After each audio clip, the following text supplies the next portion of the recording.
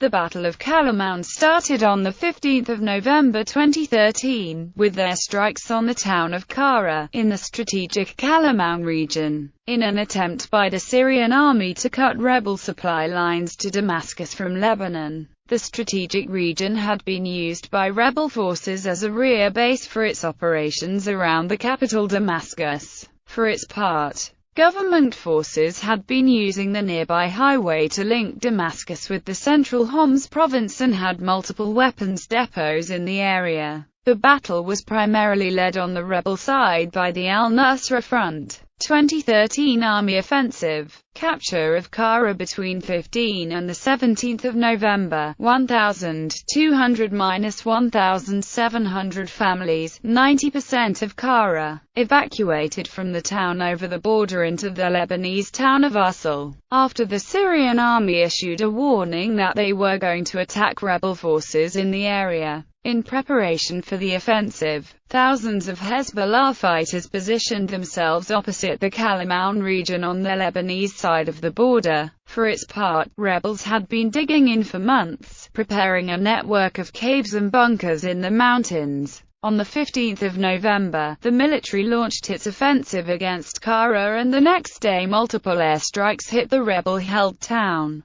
Fighting was also raging near the towns of Nabk and Rima. The clashes led to the closure of the Damascus-Homs highway. Rebel forces in the area mobilized to counter the army offensive. On 17 November, government forces moved into the hills around Qara and were attempting to storm the town itself as more airstrikes were conducted. Artillery was also used to hit the town. By the afternoon, government forces were not able to advance in the city despite repeated attempts and the constant bombardment. The Air Force carried out several raids on Al-Qalamoun and Yabrud mountains. As pro-government press sources claimed that the army controlled large parts of Qara. A man who fled Qara into Lebanon described the attack on the town and stated, "Qara is finished." Middle East security officials stated there were few signs yet of a massive Syrian armor build-up needed for an all-out assault on Qalamoun. They speculated that the government may conclude that dwindling rebel supplies from Lebanon would mean an all-out assault is not worth the cost. On 19 November, government forces took full control of Qara. Rebels retreated from the town towards Nabk and Deir Atiyah. Rebel attack on Deir Atiyah on 20 November. A series of suicide attacks occurred against government forces in Nabk and Deir Atiyah. A suicide car bomber targeted a military checkpoint while another blew up near a security headquarters, both on the outskirts of Nabk. In another incident, two Saudis tried to blow up the hospital in Deir Atiyah, but were stopped by government soldiers.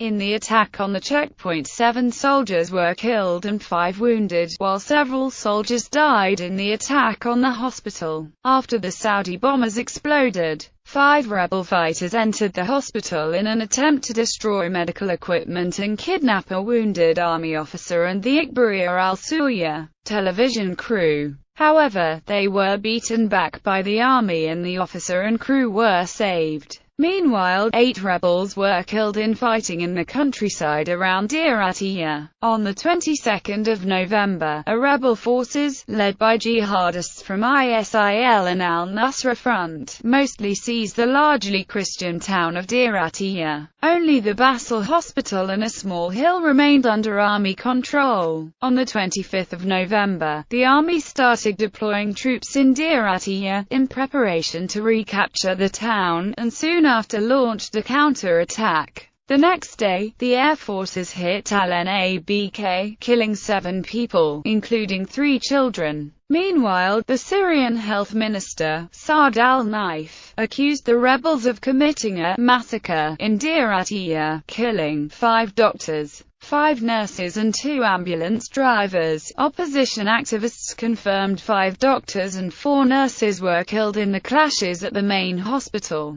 On the 27th of November, 4 Hezbollah fighters were killed in fighting in the Qalamoun region. one of them the nephew of the Lebanese caretaker agriculture minister Hussein Haj Hassan, a top Hezbollah official. At this time, fighting started in the area of the government-held town of Malula. On the 28th of November, the army recaptured Deir Atiyah, with fighting continuing in the surrounding countryside. Army push into Annabek, fighting in Malula. The same day the army recaptured Deir Atiyah, government forces entered Annabek and fighting raged around the town. A military source stated that if the town were to be captured, the army would be left with only Yabrud and some other villages to take in order to completely block off the border with Lebanon. On the 29th of November, the army was shelling rebel positions in the town that had halted its advance. Government forces detained dozens of people in the western part of an NABK that they had captured. On the night of the 29th of November, rebel forces started an attack on Malula, in an attempt to capture it and cut army supply lines from Damascus to an NABK, after their previous attack on the town was repelled in September. In the early hours of the next day, the rebels broke into the town and captured the Martakla convent in the western part of Malula. Meanwhile, fighting was still continuing in an NABK, which was hit with several airstrikes. The Air Force also attacked Jabrud. On the 1st of December, fighting in Malula was concentrated in the old quarter of the town. Meanwhile, a suicide bomber attacked a police checkpoint on the Damascus-Homs highway, near an NABK, killing 5 government fighters. By this point, according to a Syrian security source, the military had captured 60% of an NABK. On the 2nd of December, the rebels moved into the center of Malula, after sending explosive-filled tires hurtling down from positions in the cliffs above the town on security forces deployed there. By this point, rebel forces captured the old quarter of Malula. The army and pro-government militias fought during the day in an attempt to retake the district. Several nuns from the monastery were being held by jihadist fighters and, according to a Vatican spokesperson, the 12 Syrian and Lebanese Orthodox nuns were forcibly taken north in the direction of Yabrud. During the evening, rebels had taken full control of Malula, with fighting continuing against government forces in the town's outskirts. After the town's capture, 3 Christians in Malula were executed by rebels after refusing to convert to Islam. At the same time, the army captured most of an NABK and continued to advance through the town the next day. Due to the advances, the army reopened the Damascus-Homs highway. On the 3rd of December, the army sent reinforcements to Malula to link up with government forces still on the outskirts of the town and attempt to retake it. On the 6th of December, government forces reportedly killed at least 18 people, including children, in an underground shelter in the government-held Al-Fatah district of an NABK. The opposition claimed that government troops torched the bodies after the killings, in a bid to conceal their crime. The next day, the number of those killed was updated to 40. On the 7th of December, according to Iranian press TV, the army cleared the outskirts of an NABK, but fighting was still ongoing inside the town itself. On the 8th of December, the army advanced further, capturing new sectors of an NABK. The next day, the army reopened the Damascus-Homs highway, after securing it for the most part. However, according to SOHR, the highway was still not fully secured due to continuing rebel attacks. On the 10th of December, the army took full control of an NABK, with fighting continuing in its outskirts as a pocket of rebel resistance in a small area east of the town remained. State TV aired a live report from Inak's main square in the center of the town. According to a pro-government newspaper, 100 rebels were killed or captured during the battle for the town. On the 11th of December, government forces shelled the outskirts of Yabrud and the Rima area, as well as the outskirts of an NABK. Several airstrikes were also conducted against Yabrud. By the 15th of December, the military was prepared to storm the town. Interlude. Early on the 21st of December, Hezbollah forces ambushed a group of al-Nusra Front rebels on the Lebanese side of the border in Wadi al-Jamala, on the outskirts of Nala, a mountainous area opposite the Qalamoun region. The rebels were attempting to infiltrate Lebanon from Syria via an illegal border crossing. 32 rebels and one Hezbollah fighter were killed and one Hezbollah fighter was wounded. On the 27th of December, the army ambushed a rebel force in a mountainous area between Malula and Yabrud, leaving 65 rebels dead and 20 wounded. The same day, 15 people were killed by landmines in the area between Yabrud and an NABK. On the 19th of January 2014, more than 60 rebel fighters were killed in an ambush by government forces, while they were attempting to attack the Christian town of Senaya. On the 30th of January, it was reported the Syrian army was preparing to start the battle for control of Yabrud. During this time, the Rima farms had been witnessing violent clashes between the army and the rebels, while the military captured the hills around Al-Ni'imah and Al-Abadiyah, along the Syrian-Lebanese border. 2014 renewed army offensive. Battle for the hills. On the 10th of February, the military renewed its offensive against rebels in the Qalamoun Mountains. On the 12th of February, the Syrian Air Force launched 20 airstrikes on Yabrud, while the Syrian army captured the town of Al-Jarajiyah, northwest of Yabrud near the Lebanese border. The next day, according to the pro-government Al-Watan newspaper, the army captured the town of Sahil, the Al-Arid Road, Kamier and Al-Cornish areas surrounding Yabrud. Around the 20th of February, rebels ambushed a Hezbollah convoy near the Lebanese border while they were traveling towards the front line. 27 Hezbollah fighters were killed. By the end of February, according to a Hezbollah commander, government forces had captured 70% of the Qalamoun Mountains. On the 26th of February, a rebel commander was killed outside Yabrud, while rebels claimed that they continued to withstand the offensive. They also claimed that the government offensive failed in the Rima Farms region to force a breakthrough. On the 27th of February,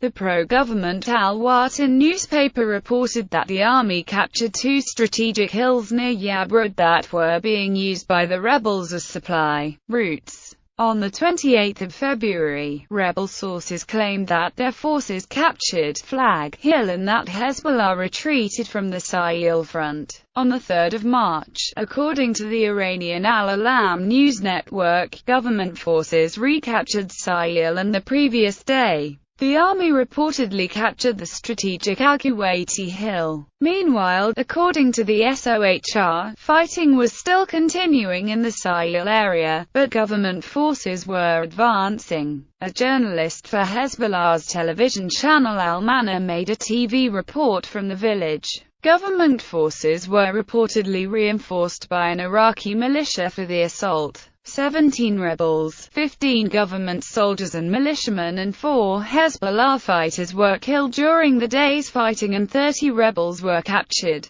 One of the killed rebels was Hussein Mohammed Aman, who orchestrated a car bomb plot involving a female terrorism suspect in Lebanon the previous month. On the 4th of March, fighting was reportedly still continuing in the Sahil area, while reporters were taken on a tour of the village. A military commander also stated that the army captured several hills and strategic positions on Yabrud's outskirts. To the north of Yabrud, in the Rima area, helicopters bombarded rebel positions using barrel bombs. On the 5th of March, government forces in Sahil were preparing to advance towards Flitter and Ras al-Mara. The next day, they pressed their offensive against Yabrud and captured the Kuwait and Qatar hills near the city. The army also captured areas in the Rima Farms region. 17 rebels and 15 soldiers were reportedly killed in the fighting.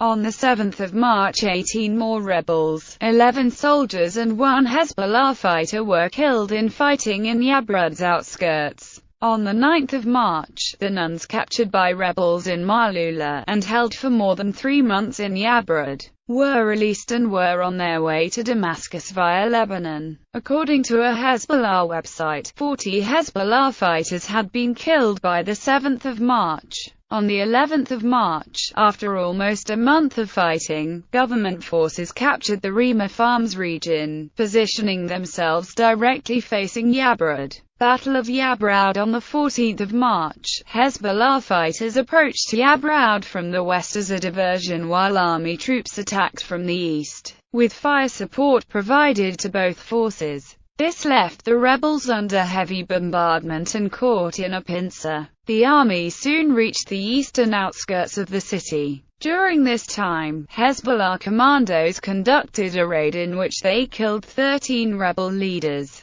including the Kuwaiti al-Nusra Qalamoun deputy commander, Abu Azam al-Kuwaiti. This left rebel forces in disarray. In the meantime, the army captured Aqaba Hill, east of the town. This forced the rebels to retreat towards their rear bases. Government forces started entering Yabrad from the east and advanced along the town's main street, while rebels were retreating towards Rankus. Fighting was also taking place on the northern edge, between Yabrad and Sahil. On the 15th of March, fighting was reportedly still raging at the eastern entrance of the city, with rebels sending reinforcements after they managed to regroup, while Hezbollah fighters were also fighting inside the town itself. Government troops managed to advance hundreds of meters inside Yabrad, according to a military source. 15 airstrikes were conducted against the town during the day. One of the strongest rebel groups was sent to defend Marmaroon Hill, east of the town. However, rebels were soon surprised when the army captured Marmaroon without any notable resistance. Thus the army captured all hills around the town. The lack of resistance raised suspicions that the rebel group in charge of defending the hill made a deal with government forces.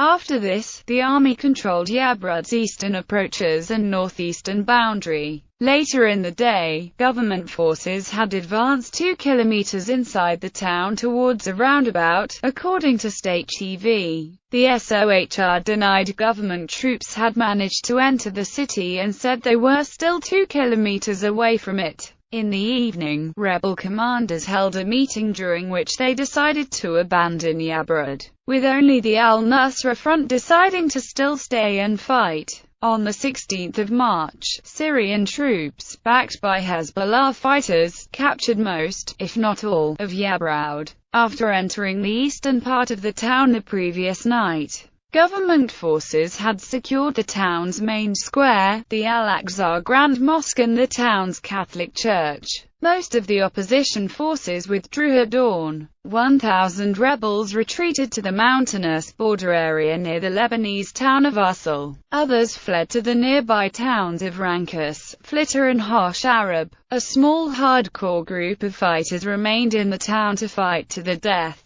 The fighters were trying to drag army troops into urban warfare, where they believed they had an advantage. However, by this point, rebel supplies for the town were cut off and weapons that were promised to opposition forces never arrived. As the army was moving into Yabrad, the Air Force fired 4 rockets near the barren hills of Usul, possibly targeting smugglers supplying rebels in the area. In all, the Air Force conducted 20 airstrikes during the day between Yabrad and Usul and on the outskirts of Usul, after hundreds of rebels poured into the area. By noon, the al-Nusra fighters had also retreated from the town. Military sources stated 500–1,000 rebels had been killed since the start of the operation to capture Yabrad. The rebels' loss of the town was seen as a symbolic and practical blow for the opposition. Due to the loss of Yabrad, the rebels had no way of supplying their forces in rural Damascus,